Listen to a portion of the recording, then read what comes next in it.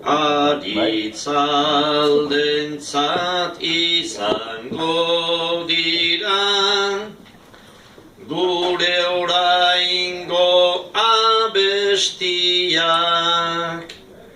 xakelak ere zein atseginak,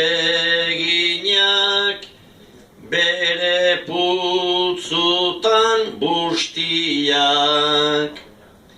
Bizi arnasa ematen digu, lore endozu gaiztiak. Eta natura indartu oidu, kegabeko eguzkiak. Danak erabat galdu baino lehen, zaindu ditzagun guztiak.